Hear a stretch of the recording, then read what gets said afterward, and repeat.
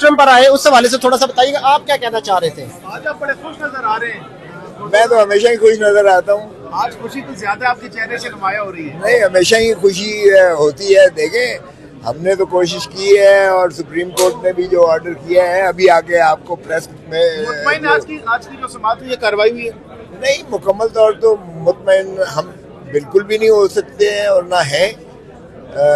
البتہ یہ ہے کہ جو منیمم انہوں نے کیا ہے کم از کم وہ تو بچوں کے ساتھ جو ہے انہوں نے کہا ہے کہ کمیونیکیشن بھی کرائی جائے. سلمان اور قاسم کے ساتھ جو ہے ٹیلی فونک جو ہے رابطہ, اس کا بھی انہوں نے حکم دیا ہے اور اٹارنی جنرل نے یقین دہانی کرائی ہے.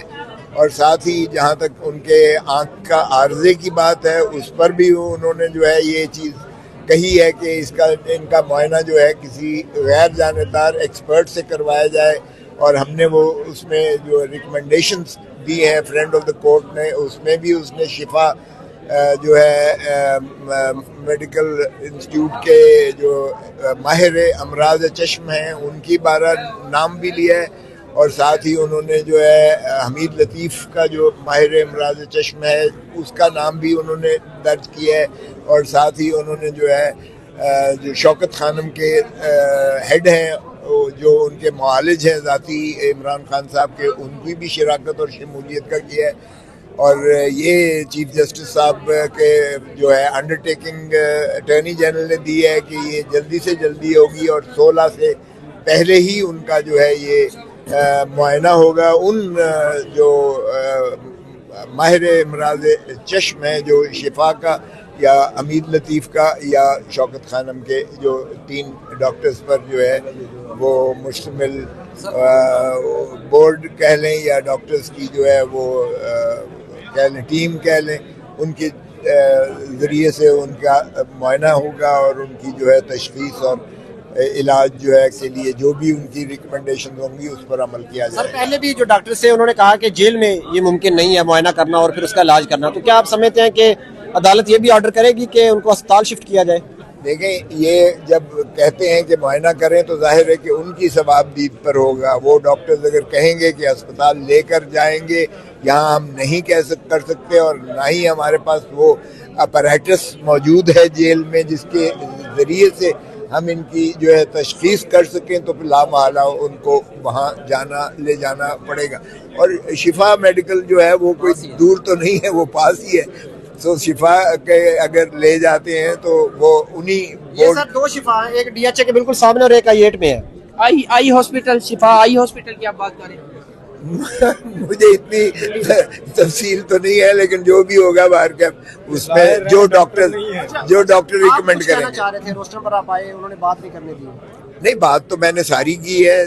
دیکھیں نا, میں نے تو یہی کہا کہ دوسری مرتبہ یہ تضحیق ہو رہی ہے کہ عدالت عظمیٰ سے بھی یہ آرڈر پہلے ہوا. یہ جو ہے ہمایوں دلاور جو ایڈیشنل سیشن جج جو کہ ٹرائل کورٹ تھے, انہوں نے ایک دفعہ آرڈرز پاس کیے جو ہائی کورٹ نے سیٹ اسائڈ کیے. اسلام آباد ہائی کورٹ نے آپ کے پاس آیا, آپ نے ایک مفصل آرڈر کیا جس کی روشنی میں پھر اس ہمایوں دلاور نے پھر دوبارہ وہی اپنے ضد کر کے اپنے وہی آرڈر کو برقرار رکھتے ہوئے پھر کیا. پھر دوبارہ جب آئے تو جو ہے اسلام آباد ہائی کورٹ نے 3/8/2023 کو جو ہے آرڈر کیا اور سیٹ اسائڈ کیا اسے, اور پھر 5 کو بغیر سنے ہوئے سماعت کیے ہوئے اس نے پھر ہمایوں نے پھر سزا کر دی. اور اس کے بعد جب ہم آپ کے پاس آئے تو یہ آرڈر جو ہے سزا کے بعد کا ہے, اور میں نے وہ ساری چیزیں ریکارڈ پر لا کر سپریم کورٹ سے استدعا کی کہ اس کو ریلیف کو مولڈ کر کے جو ہے آپ پورا جو ہے اس سارے پروسیس کو کالعدم قرار دیں. اور میں نے کہا کہ یہ آرڈر آپ پڑھ لیجئے گا, اور یہ ان کی موجودگی میں ہوا. جو اس وقت ایڈوکیٹ جنرل پنجاب ہیں وہ ڈسٹرکٹ الیکشن کمشنر اسلام آباد کے ذاتی وکیل بن کے پیش ہوئے تھے, پروسیکیوٹر بن کے پیش ہوئے تھے. یہ بھی بتائیے گا رپورٹ کے حوالے سے ابھی بھی لوگ کہہ رہے ہیں کہ منظر عام پر آنا باقی ہے, کچھ حصے تو سامنے آ گئے ہیں. کب تک رپورٹ پبلک کی جائے گی, اور کیا ایسا ہوگا بھی کہ پبلک مکمل, یا پھر یہ اس کو ابھی سیکرٹ رکھا جائے گا؟ نہیں, میں نے وہ پبلک ڈاکیومنٹ ہے, میں نے لے لیا ہے. جب آپ کہیں گے میں آپ سے شیئر کر لوں گا. ابھی میڈیا پر بتا دیں چیدہ پوائنٹس. مطلب خان صاحب کے لیونگ سٹائل آپ نے جو کہا, کچھ تو اپنے دوستوں کے لیے تھوڑی دیر بعد کے لیے رکھ لو, وہ اچھا آ پبلک کر جائے. دیں گے, آج پبلک ہو جائے گی سر. کاپی لے لیے اس کی. بالکل آپ جو کہیں گے آپ کو کر دیں گے پبلک. تو اچھا خسرو صاحب یہ جو اس وقت والی بات ہے, برف, پہلے تو برف پگھلنے کی بات ہو رہی تھی, اب تو بھائی پبلک یہ ریکارڈ پبلک ریکارڈ کی بات ہے. خسرو صاحب پہلے تو برف پگھلنے کی بات ہو, اب تو لگ رہا ہے کہ گلیشیئر بھی پگھلنے لگ گئے ہیں حکومت اور پی ٹی آئی کے درمیان.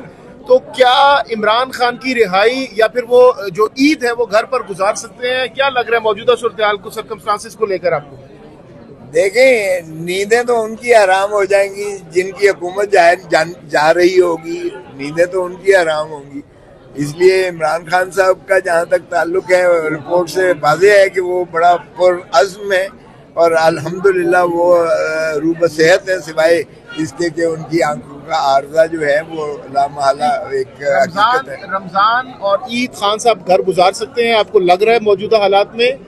دیکھیں قوم ساری اسی چیز کی متمنی ہے, اسی چیز کی متوقع ہے, اسی چیز کی ملتمس ہے, اسی چیز کے ہم بھی متجسس ہیں اور ہم یقیناً خواہش ہوگی ہماری بھی اور ساری قوم کی بھی کہ وہ. خبر یہ بھی چل رہی تھی کہ بنی گالا کی مسجد کے جو امام ہیں اس حوالے سے بھی ایک ویکینسی آ گئی ہے, وہاں پر ان کو ضرورت پڑ گئی ہے, تو اشارہ خان صاحب کی طرف ہے کہ شاید وہ بنی گالا میں اب کی بار رمضان گزاریں گے, تراویح پڑھیں گے.